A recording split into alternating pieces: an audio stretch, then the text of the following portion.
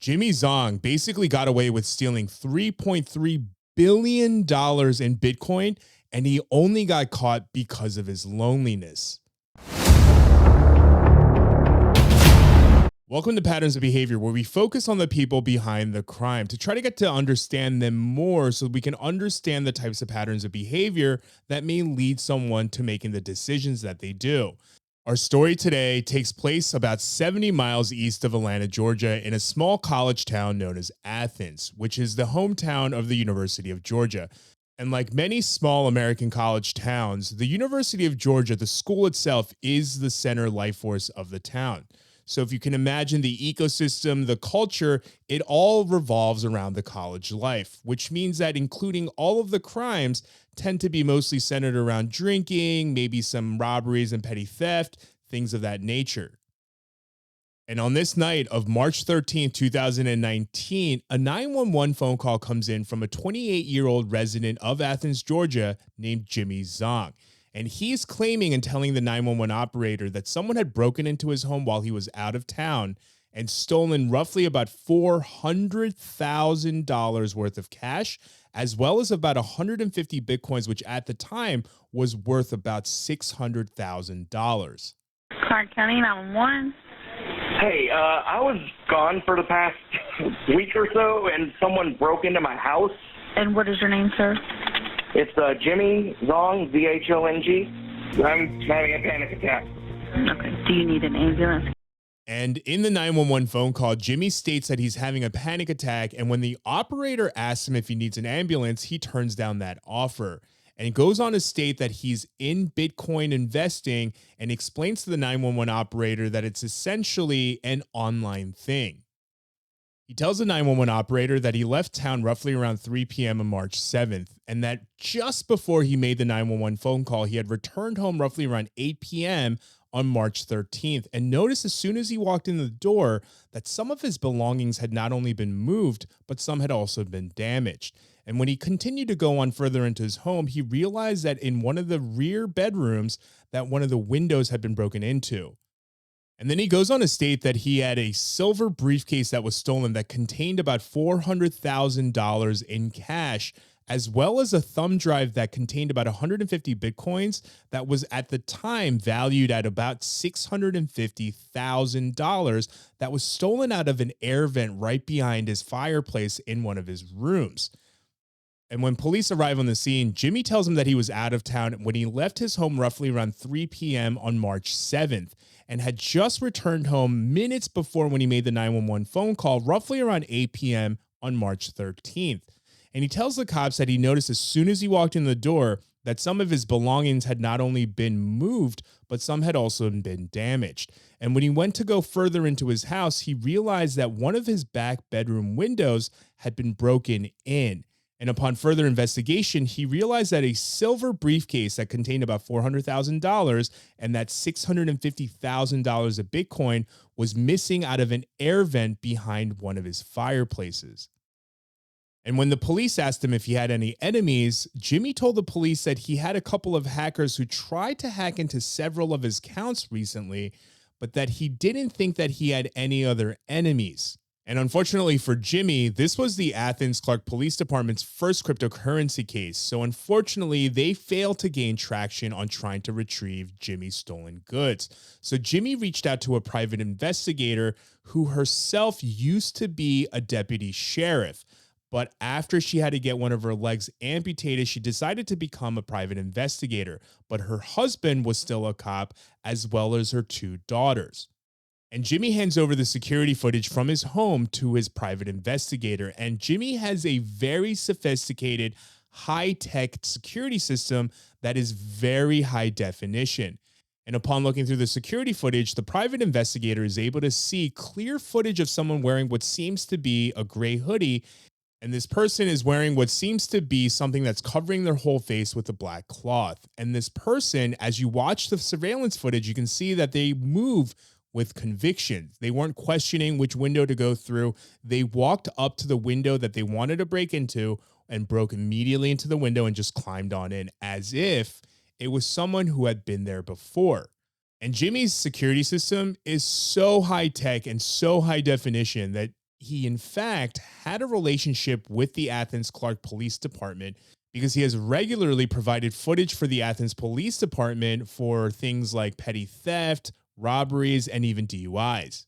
After starting to investigate the case, the PI asks Jimmy a bunch of questions about his friends and then, in fact, starts to have a couple of his core friends tailed for a period of time. And after a little bit, she goes back up to Jimmy and she tells him, hey, after all of the investigation that I did, I had a couple of your friends tailed, and I believe this one specific friend of yours could be the person that stole the money from you. However, Jimmy refused to listen to what she was saying and stood by the fact that he did not believe that it was one of his friends that stole anything from him, even though the security footage immediately shows that it wasn't someone casing the house who doesn't know Jimmy, someone who had been in Jimmy's home, who knew where each room was and where the money was most likely the person who stole from him because of the type of movements that they made. In fact, this PI has gone on record to state that after surveilling Jimmy's friends, quote unquote, that she believed that a lot of them were superficial friends. Plastic is the exact word that she used to describe his friends, stating that she believed that a lot of his friends were there to use Jimmy. And in order to understand the PI sentiment, we have to understand the person that Jimmy Zong is. Jimmy Zong is autistic, and growing up, he was bullied a lot.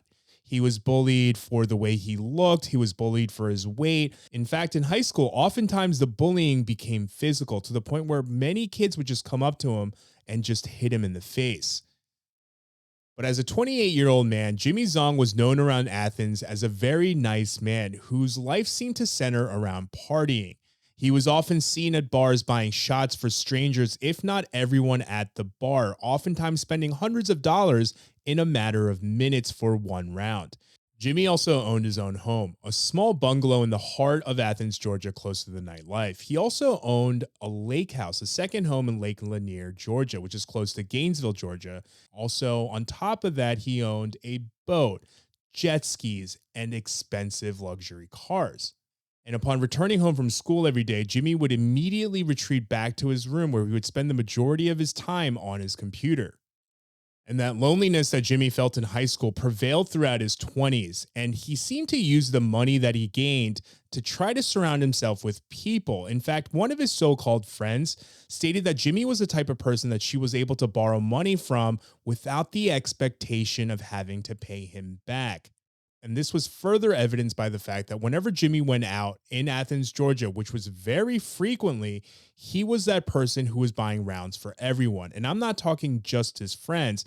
Many times he would buy a round for everyone in the bar, spending hundreds of dollars within a matter of minutes. Jimmy would eventually go on to even tell the police that he has spent upwards of over $500,000 just drinking and partying downtown. In fact, in 2018, when Jimmy's beloved Bulldogs from the University of Georgia made it to the Rose Bowl, he rented out a private jet, took a handful of his close quote-unquote friends, flew them in that private jet all the way to Los Angeles, put them up in a very swanky and expensive Airbnb, and then, if that already wasn't enough, he then gave each of them an undisclosed amount of money that's roughly estimated to be about $10,000 each. And then him and his friends decided to go to Rodeo Drive, where they hit up stores like Cartier to spend that $10,000 budget that he gave each and every one of his so-called friends. And most likely because he wasn't able to have some of those authentic relationships as a child in high school, Jimmy was maybe the type of person who didn't understand that having people around him wasn't the same thing as having friends, as exhibited by the fact that he honestly felt like he had to offer something to his friends in the form of getting them to like him. And because being his authentic self hadn't worked for him in the past, he felt the need that he had to continuously show them that he was worth having around. And Jimmy's desperation for friends, born out of his lifelong loneliness, was further evidenced by his rap sheet, because Jimmy's record was nowhere near squeaky clean. In fact, on top of his partying-related DUI, he also had this incident at a bar on Clayton Street in Athens, Georgia, called Eddie's Calzones and Drafts, where he was sitting at a table and telling a group of girls that he had about $30,000 worth of cocaine back at his home, and if they wanted to come back and continue partying with him. Unfortunately for Jimmy Zong, there was an off duty police officer sitting one table away from him who heard the whole conversation, immediately called it in, and instantly there was a group of police officers there to search him where he had cocaine on him, and then he was arrested with some felony charges. And it's sad and possibly a relatable story for a lot of people, but Jimmy was just basically trying to catch up to and replace the experiences that he thought the cool kids were having in high school. And he clearly was yearning for that type of acceptance and love and just wanted to do whatever he could to earn it and feel it, even if he was unwillingly buying that type of affection. Now, while this is going on, during the last 7 years since 2012, the IRS criminal investigators were investigating a crime where someone stole 50,000 Bitcoins from the Silk Road. For those of you that are unaware of the Silk Road, it was a marketplace that existed on the dark web. And the dark web was a place that was supposed to be untrackable. Like, you can't have your IP addresses. In fact, in order to access the dark web, you have to have a bunch of things on your computer to even be able to get there without broadcasting your IP address to anyone that wants to see it. And the Silk Road existed on the dark web because it was a marketplace for everything illegal. And the Silk Road on the dark web was named after the original Silk Road that existed centuries before, which was essentially a trade route that extended 4,000 miles plus from China to Europe. But unlike that Silk Road, the Silk Road that existed on the dark web existed on the dark web because it was a marketplace for almost everything illegal, from illegal substances to firearms to anything that you wanted. And the only way to purchase these illegal goods on the Silk Road and the dark web was by using this new type of currency that was the first currency that ever existed that wasn't chained down to either a government or a bank institution, and instead was based on a decentralized system called the cryptocurrency, specifically this one known as Bitcoin.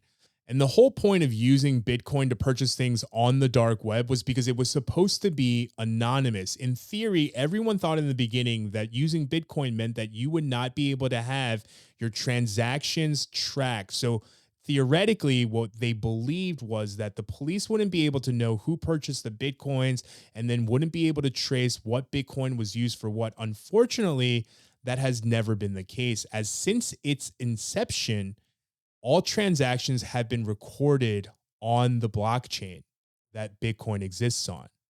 And the IRS criminal investigators, who, by the way, are armed federal agents, have been investigating this 2012 hack where someone stole about 50,000 Bitcoins, which in 2019 was roughly worth about $3.3 billion. Now, fast forward 6 months after Jimmy Zong makes a 911 phone call to report that someone had stolen $400,000 in cash as well as $650,000 in Bitcoins from his home. When a company known as Chainalysis, which was a blockchain analysis company that was tracking the digital wallets of the stolen Silk Road assets, and they came across a transaction of someone trying to exchange a mere $800 of Bitcoin through a website that has a policy known as Know Your Customer, also known as KYC. And with websites that have the policy KYC, customers have to put in their name as well as other identifying information. And when the IRS subpoenaed the courts to get that information for this transaction, the name that came up on this transaction belonged to Jimmy Zong. Unfortunately, this information isn't enough to prove that Jimmy stole that 50,000 Bitcoins that roughly equated to about $3.3 billion in assets. So they had to get more evidence. And after the IRS gets a notification that there is a case in Athens, Georgia, not only involving cryptocurrency and Bitcoins, but that involved Jimmy Zong, the IRS reaches out to the Athens Clark Police Department to ask them a couple of questions regarding the case, specifically asking if the police knew how much Bitcoin Jimmy had and if he had disclosed to the police where he got them. So the head detective from the Athens Clark Police Department, who was in charge of Jimmy Zong's case, emailed Jimmy Zong to ask him, hey, we have a couple of follow-up questions, at which point Jimmy Zong invites him out to his lake house. And the detective doesn't go alone. On May 12th, 2021, the detective, who's wearing a body cam that records the whole interaction, goes to see Jimmy Zong along with two cryptocurrency investigators. One being the IRS criminal investigator who is a federal agent, and then a government contractor who is the CEO of BlockTrace, which is another company that investigates transactions that happen on the blockchain. And because of his experience with untangling complicated transactions on the blockchain, he was also a part of helping with the investigation of trying to figure out who stole those 50,000 Bitcoins in 2012 from the Silk Road. And the three of them go to see Jimmy under the ruse that they're there to help solve his case from 2 years ago when he had his house broken into. The detective acting as if he had these two cryptocurrency experts who were there to help track down his money. And because Jimmy thinks that they're there to help him, he without hesitation invites him into their home and starts giving them access to everything that they need to get more evidence. And all the while, the three investigators are being very chummy with Jimmy. They're even playing with Jimmy's best friend, his dog, Chad. And after getting a little bit chummier with him, one of the investigators asks Jimmy to give them a tour of his home. At which point, Jimmy starts to show them almost every room in the house. And in every room, the investigators are trying to assess any areas that they believe in each room that Jimmy might be able to hide things, either in the walls, furniture, floor, what have you. And even the investigators have the feeling that Jimmy is just lonely and wants someone to talk to. And they take advantage of that by getting very chummy with him and continue to just build a rapport. And Jimmy even takes the investigators down to his basement where they're able to see that it's essentially party central, where Jimmy has a stripper pole installed and a complete full bar. And behind the full bar, he even has a small little network room where he has a small server. And when they return back up to his living room after the tour and continue to talk, the investigators ask Jimmy, hey, we don't even really know what you do. And Jamie chuckles a little bit and tells them, currently, I'm in real estate, and continues on to state that I'm basically the money. I guess kind of a personal question is, how did you acquire the money? I don't even know what you do, Jimmy. These days I'm in real estate development. I'm the funding. And as someone who has been lonely the majority of his life, Jimmy continues to exhibit a pattern of behavior where he desperately wants people to like him. And he will do anything, including trying to make himself look cool, whatever he thinks that may be, in order to gain people's affection. And he continues to do this with the investigators, because after the tour, Jimmy goes on to show them a photo of the silver briefcase that was stolen out of his home, except in this photo, the briefcase also contains about $1 million worth of cash. And he tells the investigators this and essentially tells them that he doesn't really remember, but he thinks he did it to try to impress a girl. And when the investigator asks, did it work? Jimmy says no. And at this point, the investigators start honing in on the laptop because they believe that Jimmy's laptop is the crucial evidence that's going to prove that Jimmy was the one who stole 50,000 Bitcoin from the Silk Road in 2012. So they start asking Jimmy questions surrounding technology, including asking him about his experience with Bitcoin. Jimmy willingly tells the investigators that he's what's known as a Bitcoin OG because he was essentially there at its inception in 2009. And in fact, was able to mine about 300,000 Bitcoins up until then. But then he brags to the investigators that he essentially drank all of it away partying downtown Athens. And the investigators convinced Jimmy to unlock his laptop and show the investigators some things inside of his laptop, at which point it's caught on body cam footage where Jimmy jokes and tells them to look away while he puts in his password to unlock his computer, and jokes that he doesn't want this information to get out into the department because he doesn't know what these people will do with it. And the investigators convinced Jimmy to show them his Bitcoin wallet, which has an exorbitant amount of Bitcoins in it. And it's at this point that the CEO of BlockTrace plays dumb and says to Jimmy, hey, you wouldn't happen to have a Bitcoin just lying around here, would you? At which point Jimmy points at the computer, the laptop that they're looking through, and says to them, there's about 1,500 Bitcoin in there, which equals out to be about $60 to $70 million at the time. And upon hearing just how much Bitcoin Jimmy has on that one laptop, the investigators believe that's the information that they needed to justify probable cause. So they leave Jimmy's home and return a couple of months later on November 9th with a search warrant, except they return this time the three investigators along with another IRS criminal investigator, but they don't immediately tell Jimmy that they have a search warrant. In fact, they come to Jimmy's house under the premise that they need to get into Jimmy's computer to verify some information to be able to locate his stolen Bitcoin. And this time around, the original IRS criminal investigator even brings a chew toy for Jimmy's dog, Chad, to pacify the dog so that when things go down, the dog is distracted and doesn't care. And after that, once they are inside of Jimmy's home, they reiterate again that they need to get into Jimmy's computer and ask him to unlock it.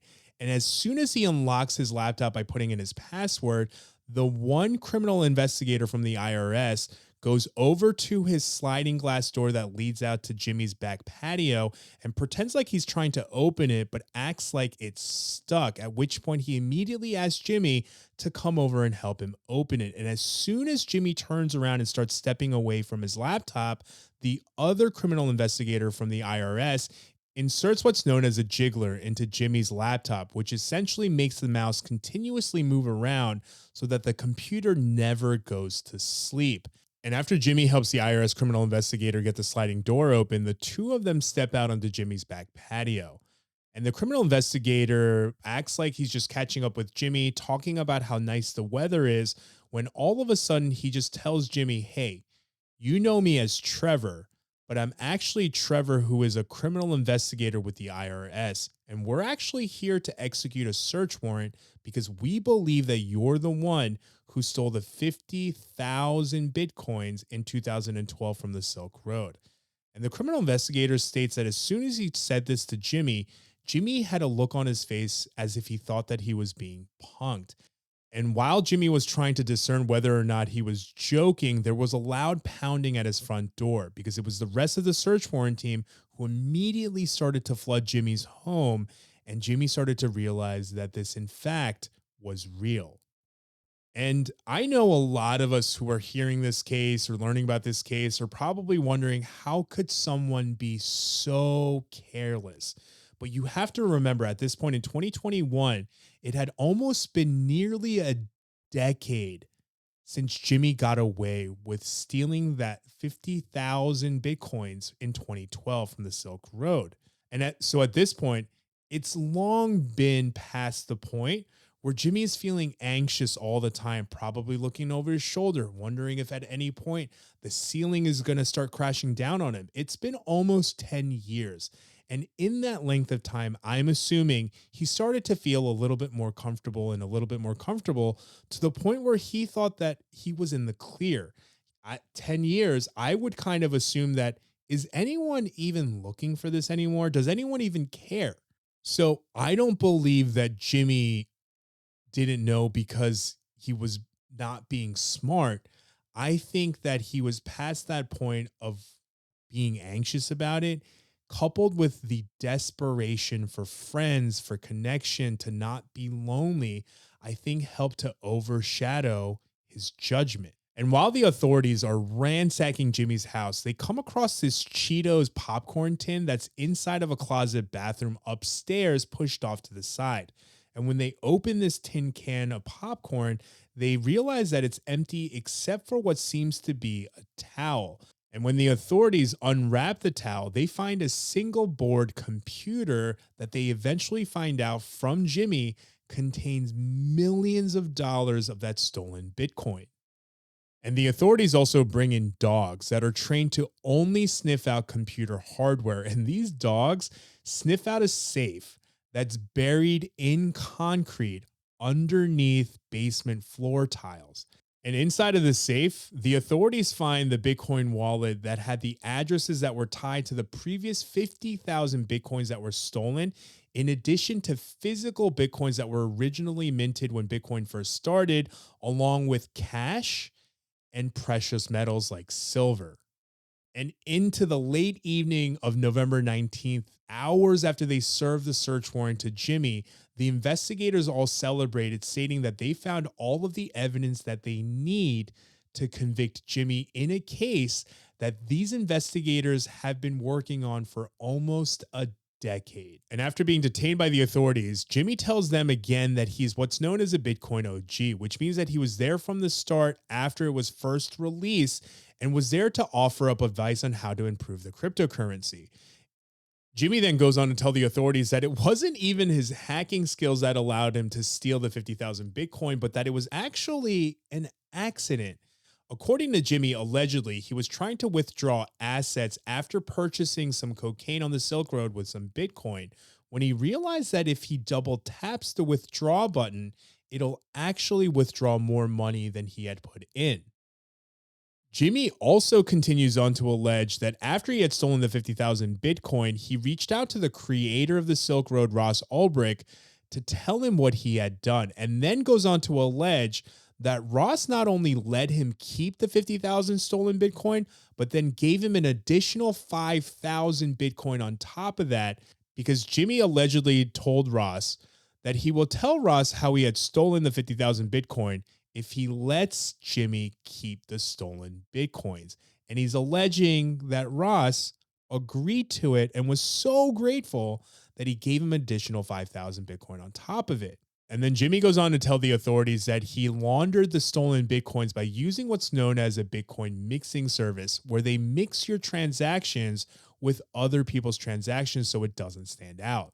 And it was at this point, after they had recovered the stolen Bitcoins, that the government gave people the chance to claim the stolen Bitcoins. But surprise, surprise, nobody came forward because it was taken from an illegal marketplace trading site known as the Silk Road on the dark web, which means that the $3.3 billion that the government recovered from Jimmy is now property of the government. And even though Jimmy washed and laundered the stolen Bitcoins before he used it to fund his lavish trips, like the private jets to the Rose Bowl and the shopping spree for his friends, he claimed to the authorities that he did not believe that he had actually committed a felony because the Silk Road and the dark web were not regulated. And honestly, in the early stages of cryptocurrency in 2009, as is the case with a lot of tech companies, especially those that live on the internet and are vulnerable to hacks, hackers oftentimes are a part of that community because it's widely believed that in order to fortify the system, hackers need to break the system so that the developers know where the vulnerabilities are. They're able to patch it, fix it, and make sure that it's not hackable in the future. And they do that with all of the vulnerabilities so that they can have a more fortified system, which again makes it so that it's not as hackable, or preferably not hackable at all in the future. And because the police were unable to substantiate Jimmy Zong's claim that the creator of the Silk Road, Ross Ulbricht, gifted him the stolen Bitcoin in exchange for telling him where the vulnerabilities were, the case did move forward. Jimmy ended up pleading guilty to only one count of wire fraud. And over the years, even though he had been so generous to the people that he thought were friends, gifting them lavish presents, trips, and literal cash, not a single one of his so-called friends showed up for his sentencing. However, a couple did write character letters for his sentencing, where one of them claimed that they were heartbroken because Jimmy only wanted love in this life and the next. And at the time of his sentencing, Jimmy pleaded with the judge to not give him any jail time so that he could take care of the only living thing that he loved and loved him back, his 13-year-old dog, Chad, who was at the time not doing well, including having to have feeding tubes inside of him, where Jimmy had to take care of him around the clock. And on April 14th, 2022, the verdict came in and Jimmy was sentenced to 1 year and 1 day in prison. And at the age of 33, Jimmy Zong began his 1 year and 1 day sentence at the federal prison camp in Montgomery, Alabama on July 14th, 2023. And to this day, the Athens-Clarke Police Department has not been able to recover any of the stolen funds that Jimmy Zong reported missing in 2019. And while Jimmy is serving his time in federal prison camp, Chad is staying with one of his friends. And with that, thank you for joining me on another episode of Patterns of Behavior, where we look at the people behind the crime. And if you would like to help me keep this podcast sustainable, please think about joining the Patreon. Otherwise, you can find me at Etch-a-Sketch with a J on all social media. And if you're listening to the podcast, we do have a video version on Spotify as well as on YouTube. And if you are watching us on YouTube, please make sure you like, subscribe, and ring that notification bell. Otherwise, thank you again and stay safe. I will see you on the next one.